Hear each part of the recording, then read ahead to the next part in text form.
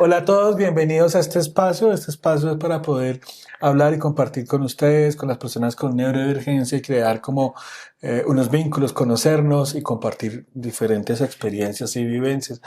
Hoy tengo el gusto de invitar a una gran amiga. Vamos a inaugurar contigo el día de hoy. Sí, tienes el honor de presidir estas experiencias. Tatiana Carolina Pedraza. Ya nos conocemos hace un par de añitos. Sí. 2022. Muchísimas gracias por estar aquí, Tatiana. Gracias por la invitación. Estoy aquí para presentar parte de mi vida en los minutos que tengamos. Bueno, además que Tatiana es una excelente conversadora y pues nos reímos mucho, entonces también por eso quise invitarla el día de hoy. Bien, yo tengo algunas preguntas para hacerte de este, en este espacio, pero primero quiero que nos presentes pues quién eres, cuál ha sido tu experiencia de vida en general. Bueno, soy Tatiana Carolina Pedraza Ortiz. Tengo 44 años, soy mujer, heterosexual, soltera, sin hijos. Contadora pública, licenciatura, tengo una licenciatura en educación artística. Me considero cantante, actriz, directora en formación, soy coautora de obras. ¿Qué más podría decir de mí a nivel como profesional? Em, pues trabajo desde los 19 años en contabilidad y, y digamos que la neurodivergencia entró en mí en la parte de pedagogía. O sea, cuando estuve en la licenciatura encontré el autismo entre los documentos que tenía que leer para llenar cuando tenía uno que ver inclusión y educación especial, Sí, ahí fue que lo conocí. Entonces, digamos que ya me puedo decir que conociendo y leyendo me considero también autista, porque también en el autismo las personas pueden eh, decidir cómo nombrarse. Yo sí siento que el autismo pasa por mi vida y que soy autista. ok, y según lo que te entiendo, pues digamos, antes del diagnóstico, ¿sí? Tú ya te sentías, te percibías como una persona neurodivergente. Yo tenía dificultades, digamos que yo llego a buscar el diagnóstico porque encuentro dificultades y necesitaba descartarlo, Ok, porque yo dije voy a ir a descartarlo. Realmente el diagnóstico lo busqué en pro de un descarte, porque es más fácil decir esto no es, entonces voy a buscar otro camino. Entonces yo dije pues si no lo descarto nunca voy a descansar y siempre voy a tener como la duda. Entonces dije, no, pues no voy a vivir con dudas, vamos a buscar el diagnóstico y eso fue lo que me llevó a buscar el diagnóstico. particularmente en tu caso, ¿a qué edad te hiciste ese proceso diagnóstico? Ah, eh, digamos que yo desde pequeña sentí que habían cosas que no encajaban. Entonces, yo lo primero que encuentro en los textos es la lexitimia. Y Ujú. cuando le dije a alguien, mira, la lexitimia, me dijeron, eso no existe. Pero yo lo leí. Bueno, no existe. Pero lo que me decía la lexitimia era que era fobia o miedo a lo que sentías. O sea, yo lo signifiqué o lo conceptualicé así. Dije, eso es lo que yo estoy sintiendo, Ok, eso es lo que es. Para mí era más fácil como darle nombre a las cosas para poder pasarlas. Entonces dije, listo, ya sé qué es. Cuando no encajó en todo lo que sentía en eso, dije, debe ser algo más. Entonces después lo llamé ansiedad social. Y ok. dije, no puede ser ansiedad social porque yo socialmente estoy bien y hago teatro. Entonces debe ser algo más. En ese algo más me encuentro con los textos en la parte de educación especial y digo, empieza la espinita a sonar. Entonces, ¿qué hago? Empiezo a buscar películas y a buscar documentos que me hablan de características. Entonces, con las películas empecé a identificarme con los personajes. Entonces dije, aquí hay algo. Sí, Y por eso digo, llegó la duda. Entonces dije, si yo no lo descarto, no voy a descansar. Tengo que primero descartarlo para saber qué era. Entonces, ¿qué ocurre con el diagnóstico? Con el diagnóstico, pues entro en duelo porque no se dio lo que yo quería, que era descartarlo. Entonces, el proceso del duelo duró más o menos 2 años en lograr entender qué pasaba conmigo y pues en aceptar el diagnóstico y entenderlo para mí. Pero digo, ya sé que soy autista. Entonces, eso Ok. es. Y a propósito de eso, ¿tú tuviste procesos anteriores a eso? Digamos que fuiste a un psicólogo, a un psiquiatra para tratar todo. Tú nombraste algunas cosas como ansiedad social que tú lo nombraste, pero ¿otros Cuando una profesionales de la profesional salud lo hicieron? los profesionales de la salud, bueno, yo soy una persona de estrato 3, persona de clase media, en donde los especialistas de mis posibilidades económicas eran psicólogos de EPS. Ok, Entonces, digamos que en el colegio sí fui a un psicólogo y el psicólogo me dijo que tenía que buscar técnicas porque lo que yo tenía era ansiedad. Pues, una sesión, un diagnóstico, una actividad por hacer. ok. Entonces yo dije, listo. Te preguntaba yo acerca del teatro, ya que lo mencionas, y en el teatro encontraste como esas estrategias para manejar determinadas situaciones sociales. Sí, lo que ocurre es que primero hice danza, entonces digamos que en danza, cuando yo hago danza a los 13 años que empiezo a trabajar con danza, en danza uno tiene contacto físico con las personas. Entonces Ujú. digamos que el tocarse, el sentirse, el bailar con una pareja, me dio unas herramientas, ¿sí? En el teatro que lo veo ya en la universidad, que es hacer partituras escénicas con texto o hacer improvisaciones con texto, me doy cuenta que mis personajes no tienen voz porque no logro hablar en las escenas. Entonces era como, necesito practicar esto porque mi personaje tiene que decir algo, pero era tal como la ansiedad de ese momento que no lograba darle voz. O sea, sí hacía una partitura de movimiento con el personaje, pasaban cosas, pero el personaje no decía nada. Ujú. Entonces yo decía, ¿cómo puedo tener todas estas ideas antes de escena y no llegar a la escena con un texto? Entonces fue como, aquí está pasando algo, tengo que ver qué ocurre. Entonces yo pensé que era falta de imaginación, que en el momento no había, pero decía, no, no puede ser, porque yo sí me imagino cosas que decir, pero ¿qué pasa en el momento? Porque no logro improvisar un texto. Entonces digamos que cuando empiezan como esas dudas de cómo voy a manejar la voz, empiezo a ver técnicas para manejo de voz en teatro, que es caminar por el espacio, empiezas a soltar la voz. Entonces dije, listo, me faltaba técnica. Por esa razón, digamos que empieza a gustarme más como qué herramientas puedo encontrar. Porque digamos que lo que yo hacía era como conceptualizar qué me faltaba. Entonces, por este lado es. Entonces, ¿cómo son las técnicas de voz? ¿Cómo son las técnicas de respiración? Entonces, eso era como lo que me gustaba del teatro, además de toda la magia que tiene. O sea, crear personajes, de todo. Ok, y además este tipo de, pues lo que me describes, pues básicamente también en las interacciones sociales del día a día uno tiene que ponerlo muy en práctica, esa intuición y esa fluidez y esa naturalidad para saber qué dice, cómo lo dice, o sea, poder ser espontáneo. Sí. Entonces me imagino que también eso te ayudó a desarrollar la técnica. Digamos que en el mundo laboral uno no necesita hablar tanto y yo socialmente me movía. ¿Para qué sí me sirvió el teatro? Para empezar a escalar posiciones. O sea, Ujú. porque antes estaba como con cargos con menos necesidad de como capacitar a otras personas, Sí, que son más cargos de dirección.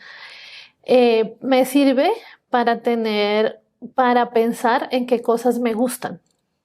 Entonces, creo que la parte de la pedagogía me ayudó mucho para entender cómo aprenden las personas y a ponerme en el lugar de las personas. Entonces, digamos que la parte de inflexibilidad con las personas que existían porque no me entendían, dejó de ser un problema porque ya aprendí a enseñarles. Entonces, ok. digamos que yo decía, bueno, esta persona aprende diferente, entonces no me estresaba porque no me entendían, sino debe tener otra forma de comunicación o su manera de aprender es otra. Entonces, digamos que buscaba caminos para enseñar o para decir que necesitaba. Entonces, digamos que yo lo veía era más por cómo hago llegar el mensaje o qué es lo que yo necesito que aprendan. Porque digamos que en contabilidad, la contabilidad es una y para mí es muy sencilla, pero llegar a alguien a explicarle, pues es que es 1 más 1. No entiendo por qué no entiendes. Entonces digamos que yo era así, no entiendo por qué no entiendes si hiciste las mismas materias que yo. Ujú. Si sabes matemáticas, si sabes contabilidad, ¿por qué no puedes hacer eso? Entonces esa era como la rabia. Pero ya cuando uno logra entender que aprenden diferente, y no solo eso, sino que no tienen la memoria numérica que uno tiene. O sea, digamos que cuando yo llego a una empresa y veo un balance, yo entiendo cómo funciona.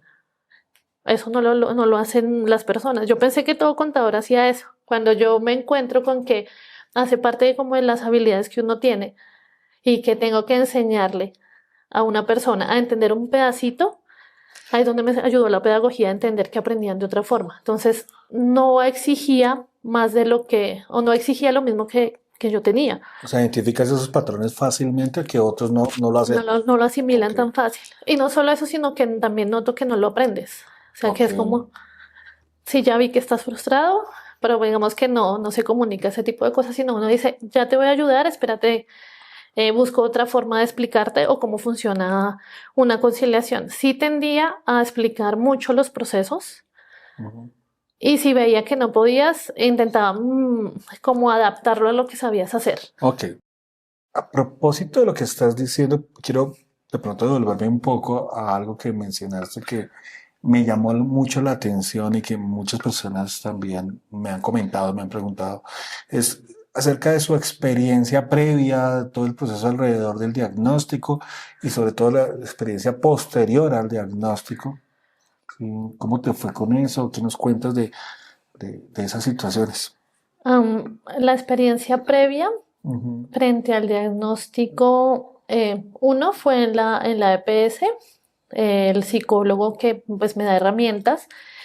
Bueno, lo otro es que como yo estaba en una entidad, una entidad de cooperación internacional en donde hay canales de comunicación cuando uno se siente estresado, Sí, pues llamé a la línea y pues les comenté mis características porque digamos que ya estaba como en proceso de encontrar el diagnóstico y me informan, es que no, primero no soy psicóloga especializada en eso, no soy psicóloga, sino soy una persona que está para ayudar como en los primeros auxilios de, de estrés que tengan o de ansiedad. Entonces, digamos que eso fue como los previos a buscarlo, porque cuando ya te empiezan a decir, yo no puedo, a mí me falta, es mejor que busques, también fue como un camino para decidir. Entonces, digamos que a través de como de sugerencias dije, listo. Por eso era que decía, tenía que descartarlo, porque si ya me están diciendo que no, claro. tengo que descartarlo, porque si no, no voy primero seguiré pensando que puede que sí y que no me están funcionando las técnicas que me están dando. Dije, y por eso creo que cuando tuve la primera entrevista eh, contigo, yo recuerdo cosas como, ¿cómo vas a saber que sí soy? Que no es algo que tenga que ver con estrés, con ansiedad, sino que realmente sí es y que no te estoy engañando después de haber visto tantas películas, que yo no esté condicionando el diagnóstico. Era la duda que más grande tenía. Yo recuerdo que te pregunté si no había algo que pudieran hacerme al cerebro para saber si sí. Me dijiste, Sí. no se puede. Pues es que no va. Bueno, dije, listo, entonces, ¿qué hay que hacer? Y dijiste, yo hago el diagnóstico. Dije, bueno, pues ya me han hablado de un diagnóstico, me dice que sí, me dice que va a calmar mis dudas. Entonces dije, listo, hagámoslo. Y por eso empecé por ese camino, porque era, mm, era la opción que tenía y que había buscado, porque dije, pues si es especialista en autismo, pues ni modo de que no sepa realmente si es o no es. Eso fue, digamos que eso fue como lo que en ese momento dije, listo, vamos. Ok. Fue la entrevista de todas las dudas que tenía y que me dijiste para eso está el diagnóstico. Te dije, listo, ya. Para mí fue Sí. una respuesta. Y claro, lo que pasa es que el diagnóstico debe ser centrado pues, en la persona y no se debe centrar solamente en una condición o algo así, Mm, sino es conocer lo que te decía muy bien como a la persona de manera integral. de tal manera que pueda uno recoger información de distintas fuentes y tener pues mayor objetividad, ¿no? Y pues también pegarle la posibilidad a la persona que vaya encontrando esas respuestas, no solamente si tienes o no una condición. Pero listo, ok, perfecto. Y viene el diagnóstico, lo confirmas y ¿qué Uy, pasó? no. Ahí es Cuéntame. donde empieza el duelo, que era lo que te decía. Ujú. ¿Qué hago yo? Yo, esto no es automático, digamos que, que como mi dificultad es con las emociones y el duelo es una emoción. Primero empecé a leer de qué era un duelo. Entonces, el duelo tiene 5 tipos, que era negación, Sí, aceptación, depresión, ira y culpa, y que no van en orden. O sea, porque uno asumiría que la aceptación es la última. Entonces, cuando a ti te dicen eso va a ser unas olas que te llegan y que las olas iban a llegar. Yo sé que yo estuve en negación más o menos un año. Dije, no es, esto no puede ser. Pero era más por el hecho que el diagnóstico para mí significaba que yo ya no tenía una solución. O sea, me daban una respuesta y al ser autista, pues soy. ok. Y ya, ¿qué más puedo hacer? Eso fue lo que pasó. Entonces yo entré en negación porque no podía quedarme sin caminos que andar. Más Ujú. que me gusta como conseguir soluciones. Entonces ese fue, esta es tu solución, tu respuesta eres. Yo dividí mi personalidad en dos, una en la casa y otra en la universidad, porque pues el ambiente era bastante estresante y no solo eso, sino que era lo que te decía con la parte de enseñar. En ese momento sí me Ujú. molestaba mucho que me preguntaran cosas que ellos debían haber. O sea, para mí era, tú no pusiste atención en la clase porque eso lo dijeron en la clase. Y yo no, a mí no me estaban pagando ni nada por tener que hablar con una persona para explicarle. Entonces, para mí era desgastante explicarle a alguien. Entonces, yo tuve una amiga que le decía, yo te explico a ti, si tú quieres explicarle a ellos, bien, pero no lo voy a hacer yo. Y era porque normalmente querían que les explicaran antes de un examen. Yo no sabía pues el nivel de estrés que uno estaba manejando, pero para mí era la cosa peor que me podían hacer. Entonces yo tenía un lugar en donde me escondía, en donde nadie me encontraba. Lo bueno es que me volví un genio para encontrar lugares donde no había gente. Sí. Entonces, eh, tenía mis lugares seguros en donde huía cuando era un examen, cuando venían a preguntarme. Mi pobre amiga era la que tenía que aguantarse a las otras personas preguntándole. Y como en ese momento, los primeros semestres, era muy joven, no estaba trabajando y estudiando. Entonces, digamos que podía darme el lujo de llegar a las 5 de la tarde y explicarle, porque siempre, pues, la carrera de contaduría la hice nocturna, y estar a las 6:15 para los exámenes. Digamos que ahí cuando me doy cuenta que sí creé una personalidad y sí creé unas actitudes para comportarme en un lugar, hice, hice aceptación. Digamos que ya la Ok. negación ya no estaba. Dije, ah, sí soy. Entonces dije, listo. Ya no es, porque cuando uno conoce la neurodivergencia también hay varias cosas. Está el trastorno de déficit de atención que también Sí. podría ser, la ansiedad social que también podía ser. Entonces dije, listo, ya sé que esta es una característica, ya sé que soy y ya no hay manera de decir que no, porque sí lo viví. Entonces dije, bueno, listo, sí soy. ¿Para qué me sirven esos 2 años? Uno, para estar más tranquila conmigo, Sí. porque el proceso genera mucho estrés en, hacia atrás, no en el momento, sino que viví antes, cómo lo estaba mirando, porque uno empieza a hacer miradas. Uno, pues, lo primero que hice fue negar mis vivencias, o sea, como si el autismo que tenía fuera una excusa de cómo me comportaba. Entonces dije, bueno, era porque era autista. Entonces dije, no, era porque o lo que pasó conmigo fue, no, lo que ocurrió en esos instantes fue que yo tomé decisiones frente a lo que estaba viviendo. Así haya sido estrés, así haya sido maltrato a las personas, así haya sido bullying, yo tomé una decisión. Entonces dije, ah, bueno, entonces no era una influencia porque cómo te trata el entorno no tiene nada que ver con quién eres. No sé si me hago entender. Sí. Ah, bueno. Entonces dije, listo. Validé las decisiones que había tomado porque las había invalidado. Las validé y dije, listo. ¿Y ahora qué sigue? Porque pues ahora, ¿qué sigue? ¿Qué significó para mí? Significó que cuando llega estrés o llega una alteración por algo, logro identificar qué está pasando conmigo. Y que no hay el susto de qué es esto. Porque el mayor La susto es... incertidumbre. Sí, Ok. porque yo sí pensé, pues lo primero que pensé cuando tuve como los primeros episodios fue, yo tengo un tumor en el cerebro. ¿Esto es un tumor? Después, no, el cansancio es un tumor en la tiroides. ¿Esto es un tumor? Sí. Pero entonces los tumores, cuando uno va al médico, son fáciles de detectar. Pero si a ti no te están diciendo nada, pues eso no es. Pues sí. Entonces dije, no, si este cansancio no es un tumor, es el estrés social que me genera. El enmascarar, El enmascarar, el estar. social. Sí, no solo eso, sino que uno se da cuenta que uno no está encajando La y que las tensión, personas ok. están haciendo bullying, porque hay dos formas de trabajar el bullying y es uno irse contra ellos, que es la parte agresiva, y la otra es no es conmigo, yo los ignoro y no va a pasar nada. No darle tanta atención. Sí, pero el problema de ignorarlos es que ellos son los que se vuelven violentos. Ok, perfecto. Entonces, ese es como el inconveniente. Entonces, uno toma la decisión de cómo va a actuar en ese momento. Entonces, sí te cansa porque tienes que estar a la defensiva. Y no solo eso, sino que tú no sabes qué van a hacer. Entonces, si tú dejas la opción al otro, uno primero se te dispara el cortisol porque la decisión no la vas a tomar tú. Y el otro puede que se comporte de maneras que no debería. Y sí pasa.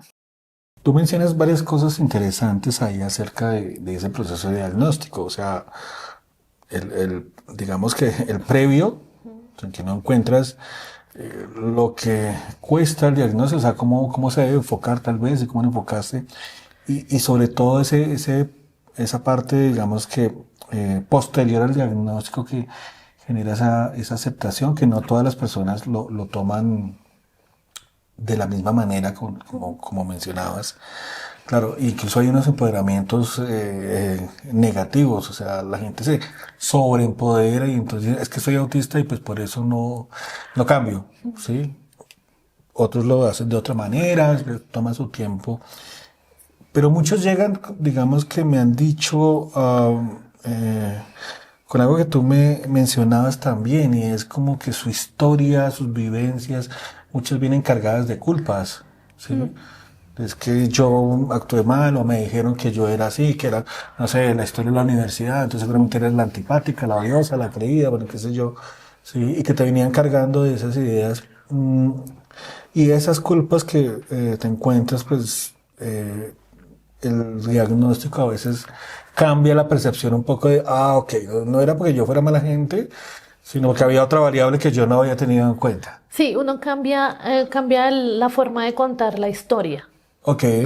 Porque sí pasa por lo que te decía, por cómo está.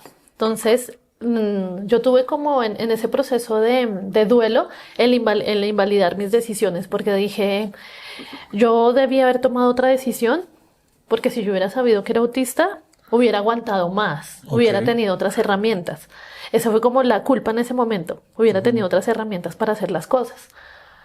Pero entonces se me valida la decisión por lo que te decía, porque en ese instante lo que a mí me hizo tomar la decisión fue o el estrés del lugar donde estaba, porque digamos que no es que, bueno, sí soy impulsiva, pero digamos que yo sí tomo en el momento, escojo como cuáles son las consecuencias de ese acto que voy a hacer y qué beneficio voy a tener. Entonces, si yo, por ejemplo, en el trabajo tenía mucho estrés, no lograba comer, no dormía, que me pasó una que otra vez, yo primaba mi bienestar a seguir trabajando. Entonces, digamos que ya dije, bueno, pero por eso te decía, si hubiera sabido, pues hubiera usado otras herramientas. Pero en ese instante esa era mi realidad. Entonces yo dije, bueno, las decisiones que yo tomé fueron por las situaciones que habían. Ok. Y a propósito de todo eso que mencionas, y ya para Tercer gran tema. Pues aquí salen muchísimas cosas que seguramente a nosotros y a ustedes allá se eh, están anotando porque pues sí salen muchos temas que estoy mencionando. Mm, Creo que también la variable otros es importante aquí de cómo toman el diagnóstico. O sea, cómo te dicen, oye, pero ven, si tú sonríes, miras a los ojos, tienes amigos, tú no puedes ser eso, o sea, tú no puedes tener autismo. ¿Sí? Los autistas hacen así y no miran a los ojos, o sea, no tienen amigos. Es muy raro ¿Cómo te fue en esa experiencia social, pues, como persona? porque el primer grupo que le digo que soy autista es a mi grupo de teatro. Ujú. Entonces ellos se quedan así y no hacen no sé si es por el sector en donde uno está, que es artes, Sí, pero no hacen ningún tipo de comentario de estos ni invalidan el diagnóstico. ok. O sea, O sea, el contexto te favoreció en ese sí. sentido. Con la familia no siento que sea necesario decirlo porque yo siento que hay un componente genético. Entonces, es muy probable que varios, si no hacen parte del espectro, tengan otro tipo de Sí, neurodivergencia. perfecto. Entonces, siento que, bueno, los grupos familiares en Colombia tienen unas características específicas en donde, bueno, no todos, porque también estoy generalizando. El grupo mío, mi papá tiene 11 hermanos y mi mamá tiene 8. Sí. Yo tengo por un lado 45 primos, pueden ser Ah, claro, 60, la familia. y por el otro son como unos 20. Entonces, entre los 45 primos, sí hay un primo diagnosticado con autismo desde pequeño. Ok. Es hombre. Entonces, digamos que sí hay una diferencia entre hombres y mujeres frente a los diagnósticos. Y en el otro lado, siento que hay como otras cosas, porque digamos, materna, en la familia materna hay muchos psicólogos. Entonces, digamos que tampoco por ese lado. Yo siento que no hay aunque sí hay un autis closet en donde tú estás guardado, porque uno Sí. debe guardarse. Yo siento que el autis closet es para las actividades laborales, Y porque en ahí, las empresas eh, el asunto es diferente. Es muy probable que haya discriminación y que tú no consigas trabajo porque la otra persona sienta que le toca hacer más cosas. Es más por ese lado. Y yo siento que puede ser, pero a mí, yo en vez de ser alguien que generaba problemas, solucionaba. ok. Entonces, para mí es más porque estamos en un país que es racista, homofóbico, todas las discriminaciones que hay Solo las por el tienen. nombre. Sí, ya va Ok. a existir. Entonces, no siento que tenga que tener una camiseta para hacerlo, pero sí siento que sí hace falta visibilidad en el sentido que no se habla de. Es como si fuera comunista, o sea, encima de autista comunista. Entonces quedó tachada de roja, quedó tachada de autista. Y sí puede pasar porque este país lo hace. Ok, entiendo. Entonces, digamos que por esa razón no tengo una bandera, pero sí, digamos que en el principio, entre el duelo, sí surgieron cosas. Entre esas sí escribí ya dos obras para montar. Oh, qué interesante. Sí, una es de la parte romántica, que dije no, no quiero tocar ese tema y luego dije que sí.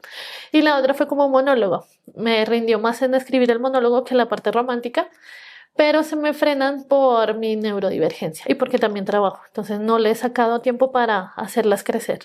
Pero digamos que Pero, ya tengo partitura, pero por favor, y también tienes un espacio aquí para promocionarlas. Estoy seguro que las obras. estaremos viéndolas cuando Cuando estén ya logren. en Pues se va a cartelera. demorar, pero van a llegar. Pero no importa, ahí te esperaremos. Bueno, Listo. Perfecto. Eh, a propósito de lo que mencionabas con las EPS, el psicólogo de la EPS, el médico de la EPS, ¿has tenido alguna experiencia socializar eso sí, o cómo te ha ido con eso? sí, creo que la oportunidad que yo tuve del diagnóstico me dio para conocer el proceso que manejaban las EPS y pésimo. Cuando yo lo busqué fue en el 2022 y no tenía ni idea. Entonces, cuando yo le digo a la no, a la psiquiatra, que tengo un diagnóstico porque logro llegar a psiquiatra, que eso no es fácil. Sí. Llego a la psiquiatra y le digo, tengo un diagnóstico, me dice, Lo sentimos, pero tienes que pasar por esta cantidad de pruebas, como si uno estuviera en el calabozo de dragones para poder llegar y salvar a la princesa. Bueno, toda esa cantidad de pruebas para lograrlo. Y digamos que empecé el camino para hacerlo y al final me dicen, eso no es. ¿Y qué pruebas se aplicaron, sabes? Ay, sí, porque yo las leí. No. Ok. Entonces, cuando yo intenté no influenciar a mi madre en las pruebas y fuimos en un lugar en donde las pruebas decían, ¿usted pensaba que su hija era normal o anormal? Y todas las preguntas eran así. Ujú. Entonces yo hice esto.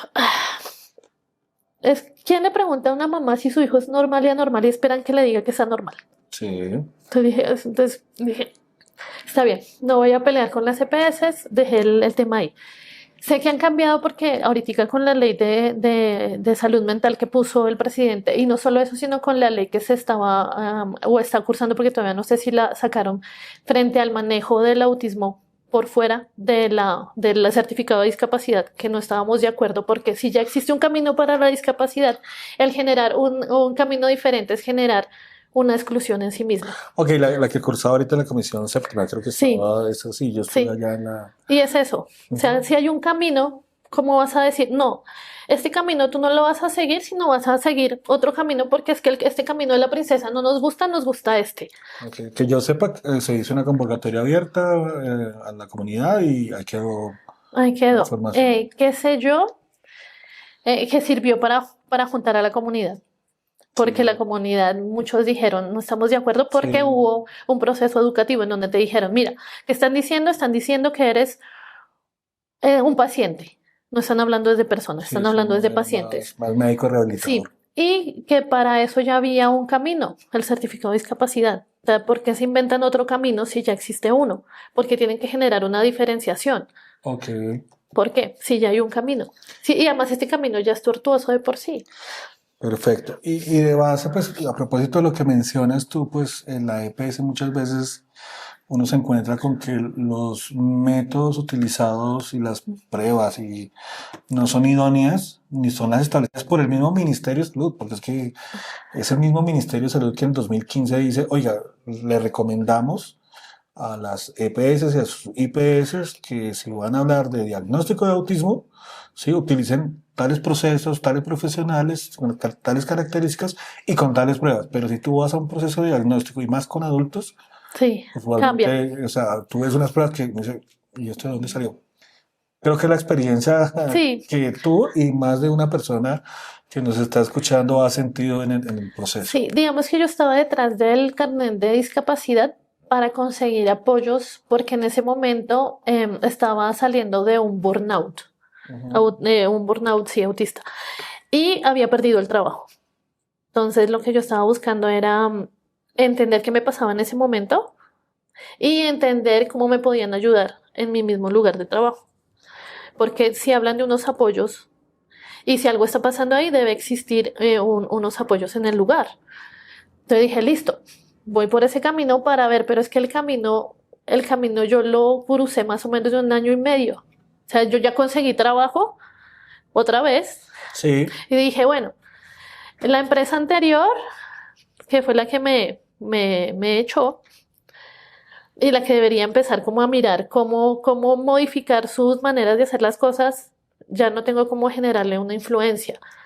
Es más, tengo otro trabajo que ya me está generando una tranquilidad porque el hecho de tener dinero, el hecho de tener rutinas, el hecho de tener cierta estabilidad, pues ya hacen que uno no ande tan estresado. claro. Entonces, escoges trabajar o seguir por el camino tortuoso de la princesa y lograr tu carnet de discapacidad. Entonces dije, no, ya lo hice 9 meses, ya logré conseguir una cita, ya me dijeron que tenía, que me ofrecieron terapias de salud, no, terapias de salud ocupacional, en donde no me decían qué era. Entonces yo dije, tengo que ir, porque a una EPS cada mes, a ir a mirar si hay agenda para ir a una terapia de media hora que no sé qué van a hacer. Entonces dije, no, yo ya me desgasté con ese camino hasta aquí, no más. No más. Ok, y tú mencionabas ahorita algo también muy importante que mencionar las diferencias entre un proceso, pues más que un proceso, es más las experiencias y cómo se presentan algunas características entre hombres y mujeres. Quiero Mm. preguntarte, precisamente cómo ha sido esa experiencia desde el ser mujer, ¿sí? Y ser mujer neurodivergente en esta sociedad. Pues bueno, yo como lo vivo en carne propia, yo la he pasado muy bien siendo neurodivergente porque hay muchas cosas chéveres en el proceso. Por ejemplo, el, el que mi cerebro busque o yo misma busque soluciones de las cosas. Entonces, digamos que para Sí, mí han sido la neurodivergencia no, en la parte positiva no me generó como trabas porque si yo me sentía mal, la respuesta era, bueno, ya me dijeron que me faltan cosas en público, pues vamos a hacer teatro. Y si sentía como que me faltaba la voz en el teatro, pues vamos a hacer técnica vocal. Entonces como que buscaba soluciones en vez de trabarme. El inconveniente sí está en el cómo te ve el otro. Entonces el otro sí te dice, ¿por qué no me estás explicando a mí? Si tú no me explicas a mí, no haces parte de mi tribu. ok. Y yo, ¿por qué yo tengo que explicarlo? Porque no entiendo. Entonces, bueno, está bien, no hago parte de tu tribu, me voy para otra tribu. Y eso hice durante toda la universidad. Yo brinqué de un semestre a otro porque me cansaban los compañeros. Entonces estaba en eh, contaduría A y pasaba a contaduría B. Contaduría A, contaduría B. Entonces me la pasé brincando entre semestre por eso, porque dije, no, qué desgaste. Vuelvo a intentar con los otros. Dije, no, qué desgaste, voy a intentar con los otros. Y pues lo bueno era que lo intentaba. Pero de todas maneras, sí, esas cosas sociales que asumen que uno debe hacer, porque no te dejas copiar en un examen. Yo, porque estoy re nerviosa, ¿cómo te va a pasar una? Pero no se quedó así, ¿por qué me estás haciendo un reclamo? ¿Será que realmente me falta esa empatía de dejarme copiar? Porque uno sí piensa que el otro tiene la razón. Entonces dije, no, aquí hay algo que no. Entonces me voy para el otro semestre, porque si aquí no me entienden, en el otro de pronto sí. No puedo estar tan loca. Y digamos que hay empatía con ciertos compañeros. Entonces digamos que uno relativamente se siente cómodo en ciertos ambientes. Y que duran muy poquito, 4 meses no te dan para generar el enemigo o tu némesis. Sí, No hay una némesis en 4 meses. Pero, pero sí se genera esa dificultad de no tener una constancia como te decía, en el trabajo o en la universidad, porque te obligan a salir de ahí porque es imposible vivir en ese ambiente. ok, ¿Mm? ok. Bueno, eso digamos que a propósito de la parte laboral y académica, en esa experiencia, sé que, y por lo que nos has contado, has cambiado de empresas.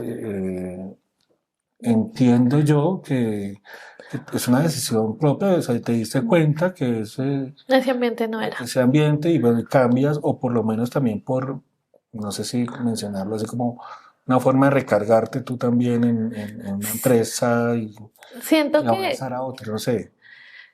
bueno, fueron muchos factores, porque inicialmente yo sentía que yo no tenía rechazo al compromiso, así le llamaba.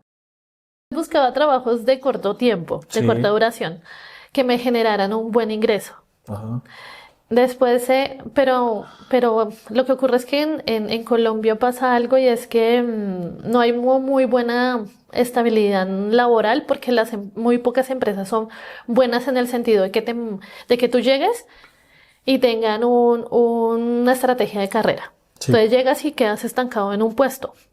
Entonces, pues yo hice contaduría y en contaduría y en administración te dicen que si tú después de 2 años no has subido, te estás estancando. Entonces para mí esa fue una realidad probada por los libros que probé a nivel empresarial. Entonces yo decía, ya llegué a mi segundo año y no estoy subiendo.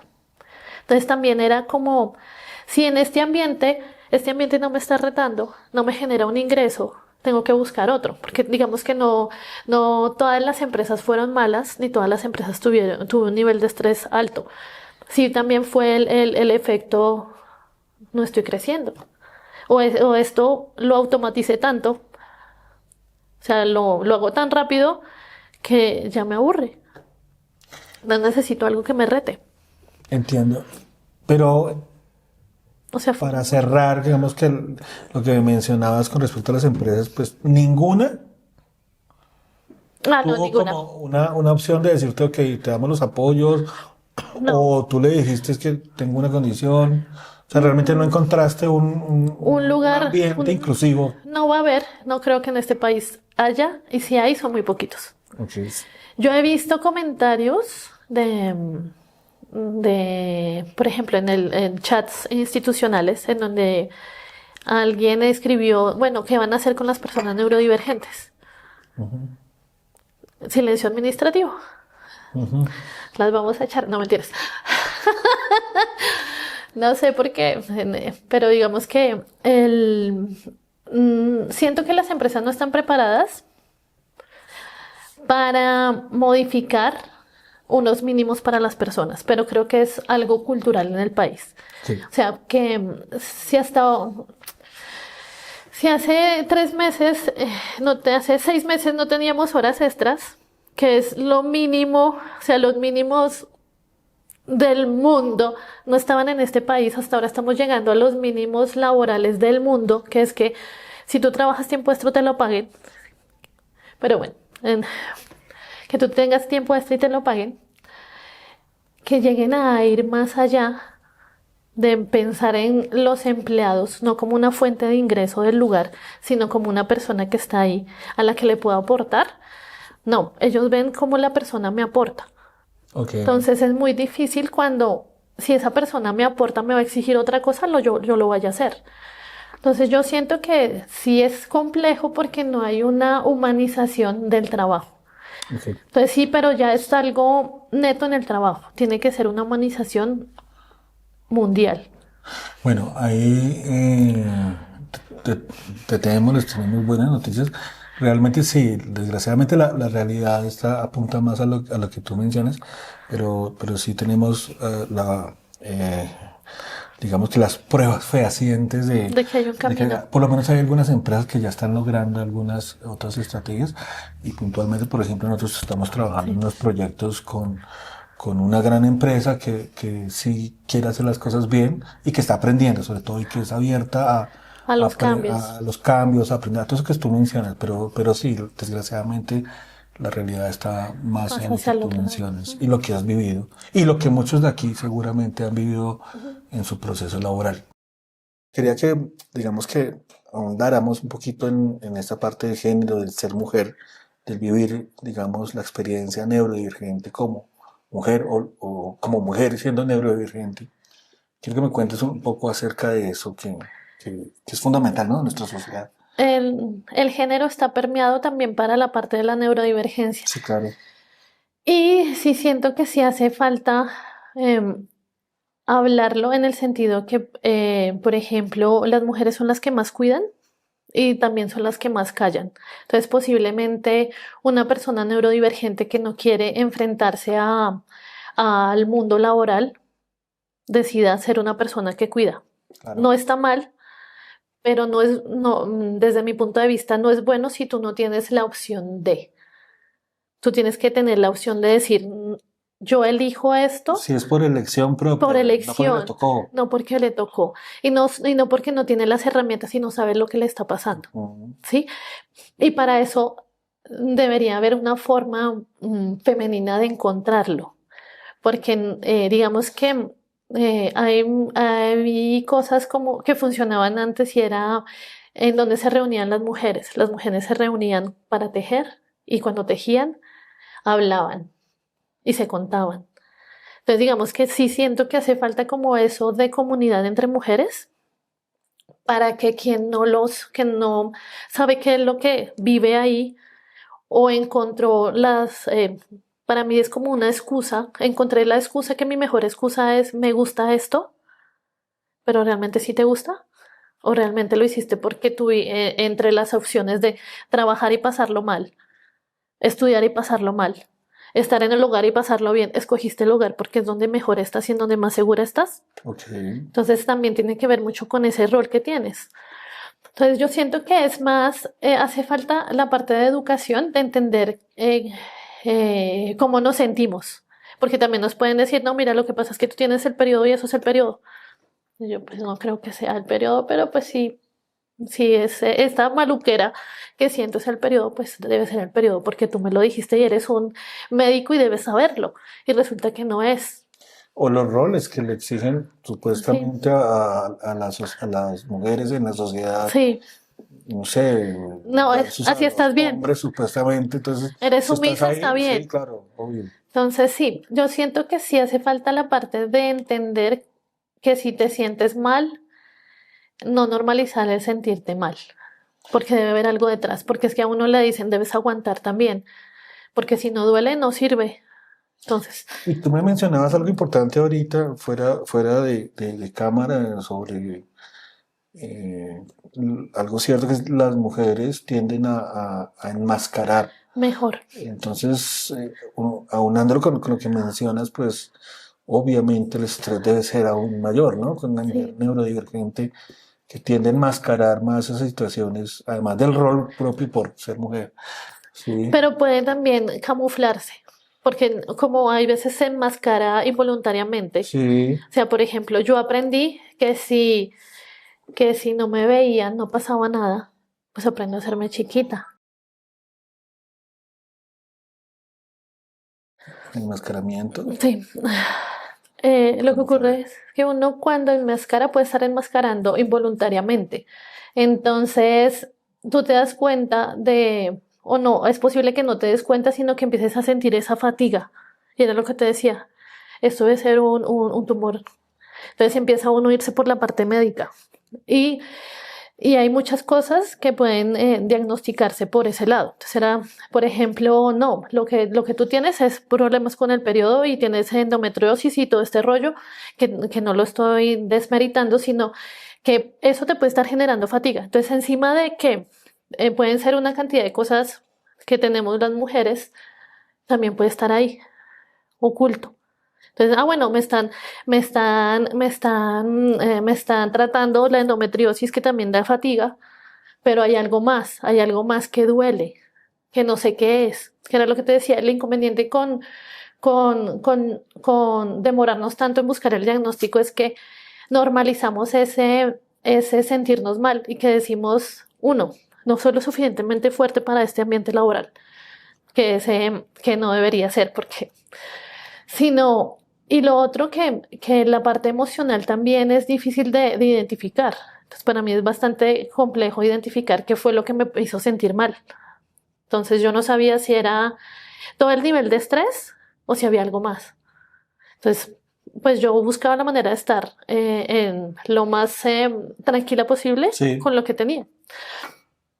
Pero eso puede pasar, puedes estar con una cantidad de cosas y recibiendo una cantidad de información de especialistas que te dicen que pueden ser otras cosas y empiezas a tratarlas y empiezan a descartarse. Entonces uno puede estar pensando que uno es mitómano, no, hipocondriaco. Soy sí. hipocondriaco y esto me lo estoy inventando. Y más los médicos cuando te miran así. Eso debe ser psicológico. No dice, pues no me dijo nada. Ok, bien.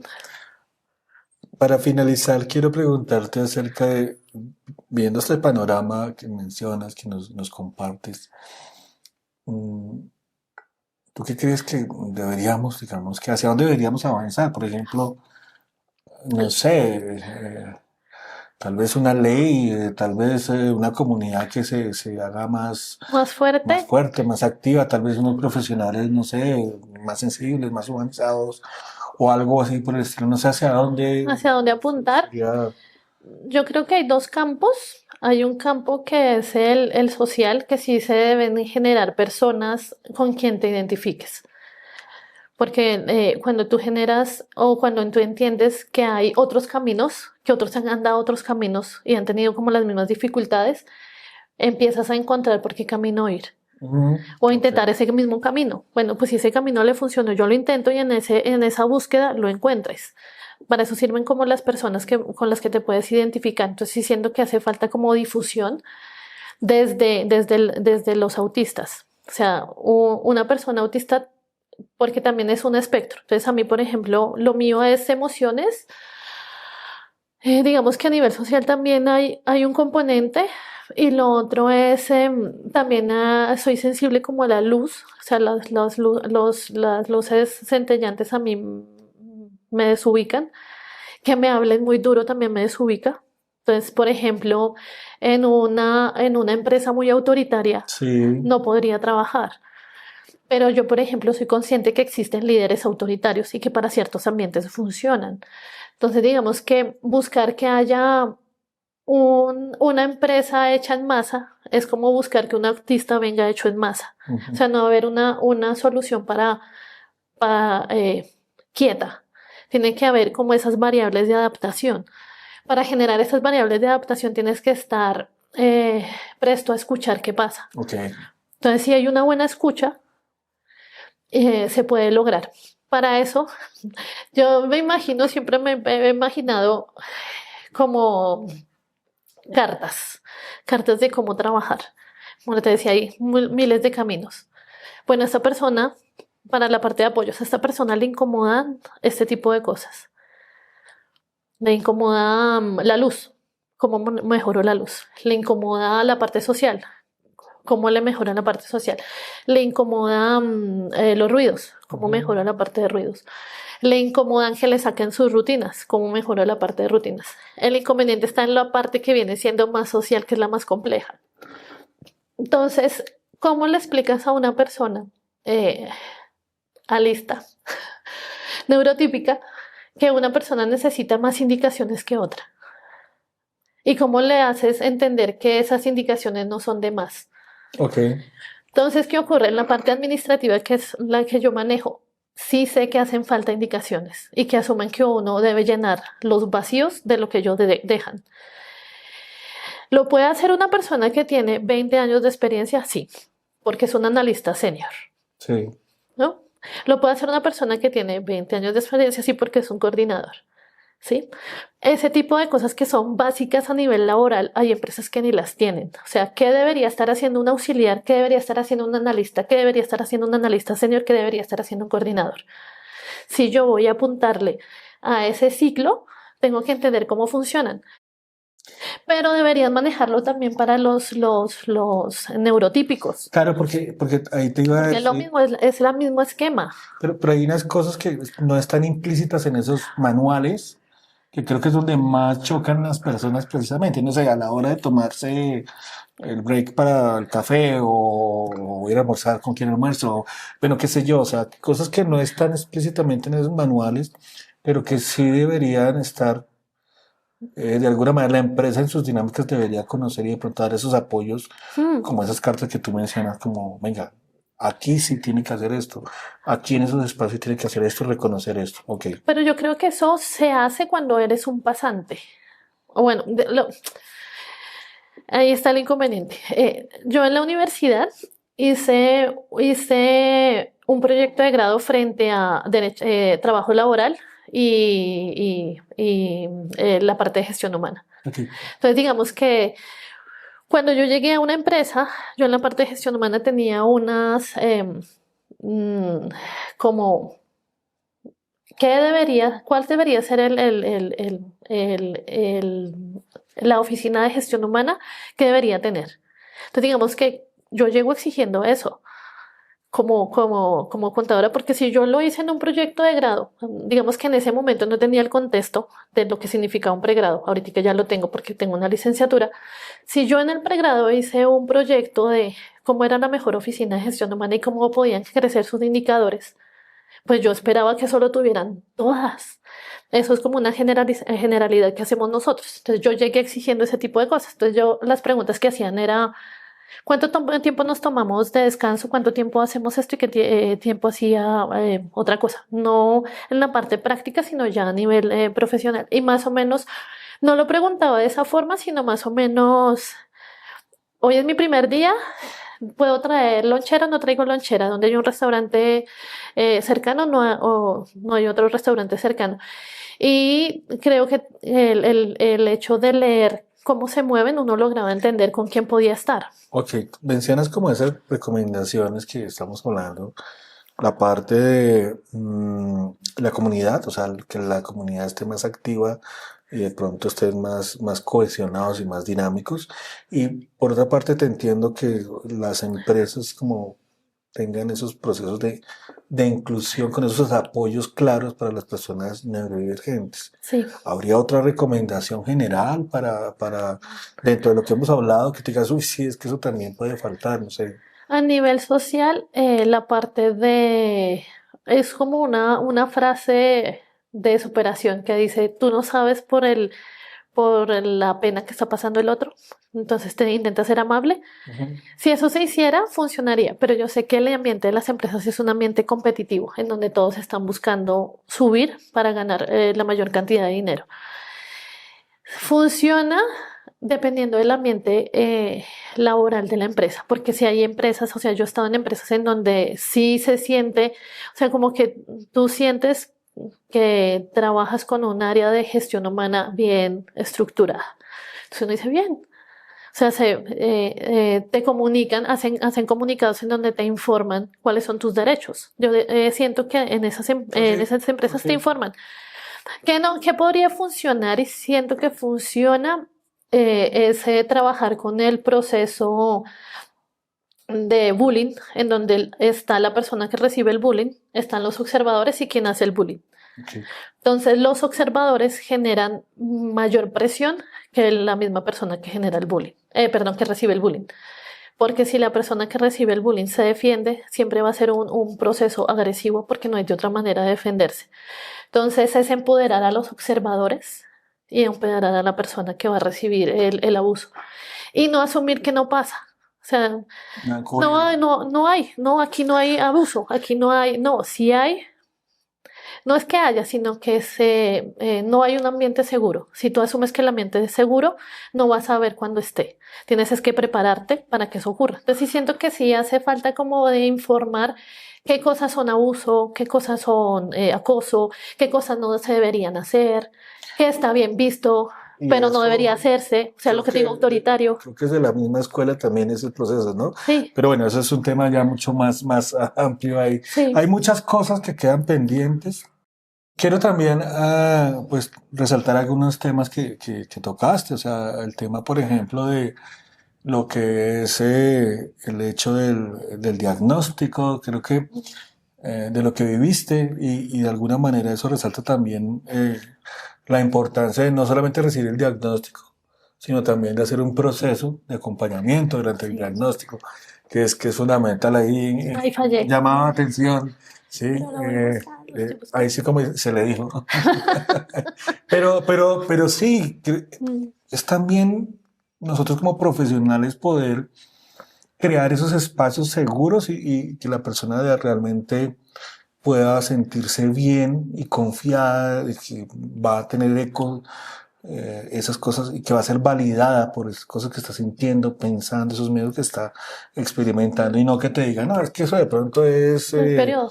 sí, tu periodo o es, no sé, tómese esta cosa y ya, que se le pasa.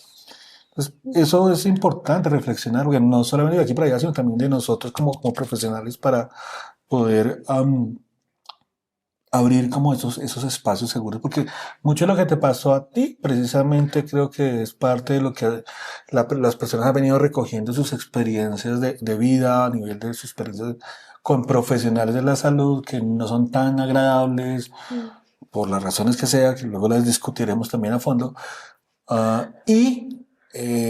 la persona, digamos, tiende a tomar la reacción o tomar la decisión de asumirlo solo. También el rol de mujer, ¿no? Lo que mencionabas, que creo es importante también en Colombia identificar eso, qué es ser mujer, qué es ser mujer neurodivergente, ¿sí? Y más allá de eso, pues también dentro de la comunidad, dentro del espectro, pues todos esos diferentes roles que se asumen, ¿sí? No solamente como mujer, como hombre, pero también cuando hablamos de otros roles diferentes, también son espacios a discutir. También me pareció muy interesante el planteamiento de lo laboral. Son unos espacios que están totalmente ajenos, ¿sí? No hay unos procesos de inclusión reales, no funcionan y pues sí hay mucho que hacer ahí. en estos aspectos. Me llamó también la atención esa parte de la universidad, ¿sabes? Sí, que aunque no hemos tratado de también abordarlo, en la universidad no hay por lo general unos programas estructurados, bueno, me imagino que algunas universidades ya lo están haciendo, pero nosotros en nuestra experiencia académica no vivimos esos procesos de acompañamiento, de apoyos a personas, digamos, neurodivergentes y no estuvimos pues acompañados en ese sentido.